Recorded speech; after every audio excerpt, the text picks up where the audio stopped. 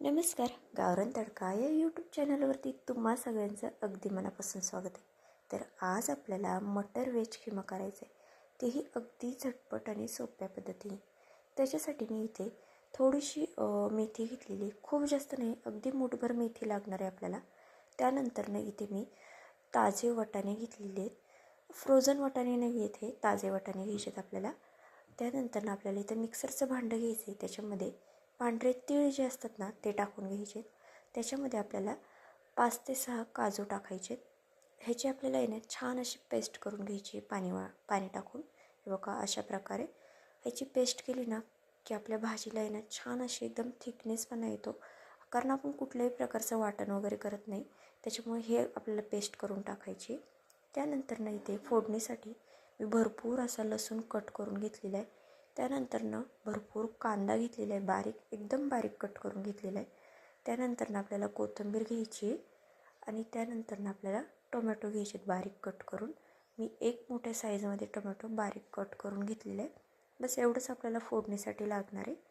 आता आपण जे मिक्सरचं भांडं मगाशी घेतलेलं ना त्याच्यामध्येच जे वाटाणे आहेत ना ते आपल्याला टाकून घ्यायचे आणि ओबडधोबड असे वाटून घ्यायचे. खूप जास्त बारीक वाटायचे नाही आहेत, ओबडधोबड असे ऑन ऑफ मोडमध्ये आपल्याला हे वाटून घ्यायचे. आणि माझ्या चॅनलवरती जे कोणी नवीन असेल ना त्यांनी प्लीज एक चॅनलला सबस्क्राईब नक्की करा बरं का, कारण नवीन यूट्यूबरसाठी तुमचं एक सबस्क्राईब खूप जास्त मोलाचं असतं. तर ते वाटाणे वाटून झालेले आहेत. इथे कढई ठेवली, कढईमध्ये 2 पळ्यात तेल घेतलेले. ह्या भाजीसाठी तेलाचं प्रमाण थोडंसं जास्त घ्यायचं आहे. तेल छान गरम झालं की त्याच्यामध्ये आपल्याला मोहरी जिरं टाकून घ्यायचं आहे. मोहरी जिरं छान फुललं की त्यानंतर आपल्याला त्याच्यामध्ये जो कट केलेला लसूण होता ना तो टाकून घ्यायचा आहे सगळा. आणि त्यानंतर लगेचच आपल्याला ह्याच्यामध्ये कांदा आणि टोमॅटो टाकून घ्यायचा आहे. इथे माझा व्हिडिओ थोडासा स्किप झाला होता. तर हे छान आपल्याला एकदम असं परतून घ्यायचं आहे. कांदा टोमॅटो एकत्रच टाकायचं आहे. आता ह्याच्यामध्ये आपल्याला मीठ टाकायचं आहे. मीठ आता मी सगळं एकदमच टाकणार आहे, नंतर नाही टाकणार आहे. आत्ता जेवढं भाजीला लागणार आहे ना तेवढं मी एकदम मीठ टाकून घेणार आहे. तुम्हाला तसं जमत नसेल तुम्ही आत्ता थोडंसं टाका कांदा टोमॅटो परतण्यासाठी आणि नंतर बाकीचं टाकलं तरीसुद्धा चालेल. आता हे छान एकदम असं परतून घ्यायचं आहे.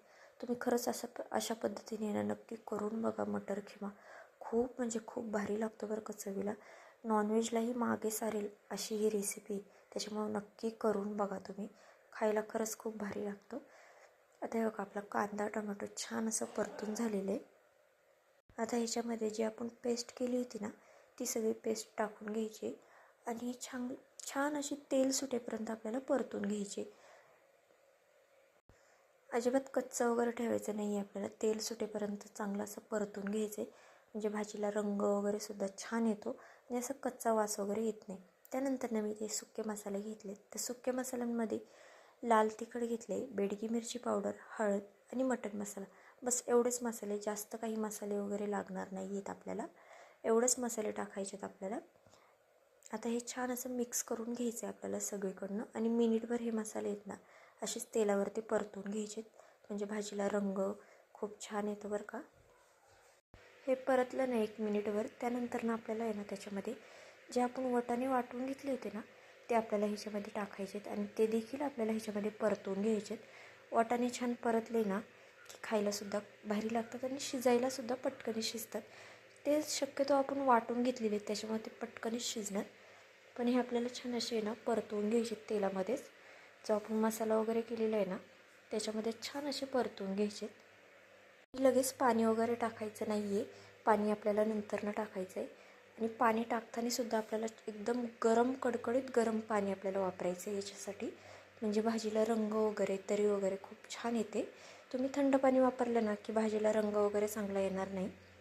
आता हे मिक्स केल्याच्या नंतर जी मेथी घेतलेली ना ती मी हलकीशी अशी कट करून घेतली. खूप बारीक कट केलेली नाही आहे, अशी थोडीशी मोठी मोठीच ठेवलेली आहे, पण कट करून घ्यायची आपल्याला आणि ती देखील याच्यामध्ये टाकून घ्यायची.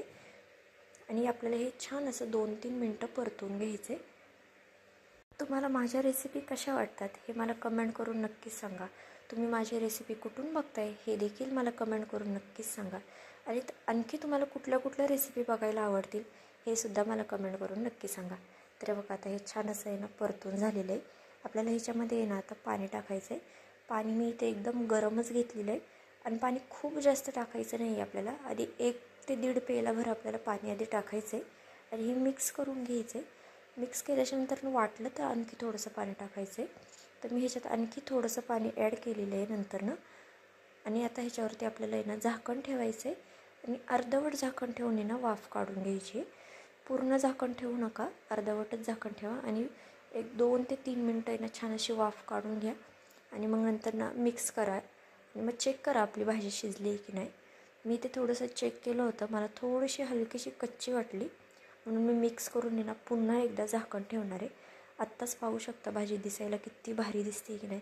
तुम्ही ही भाजी कशाही सोबत खाऊ शकता, रोटी, नान, चपाती, पुऱ्या कशाही सोबत खाऊ शकता.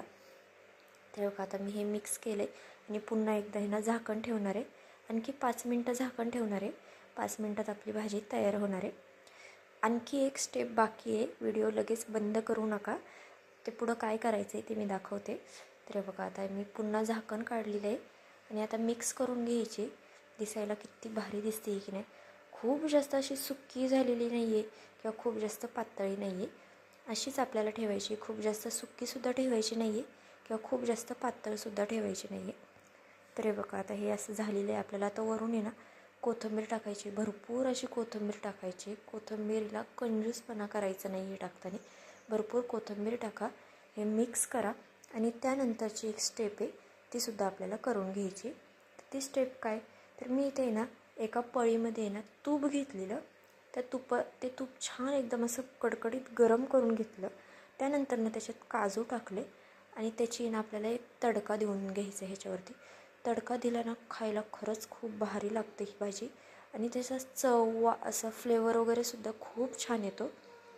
हे आता मिक्स करायचे. मिक्स केल्याच्या नंतर ना 2 मिनटं ह्याच्यावरती झाकण ठेवायचं आहे. गॅस वगैरे बंद ठेवलेला आहे आपण.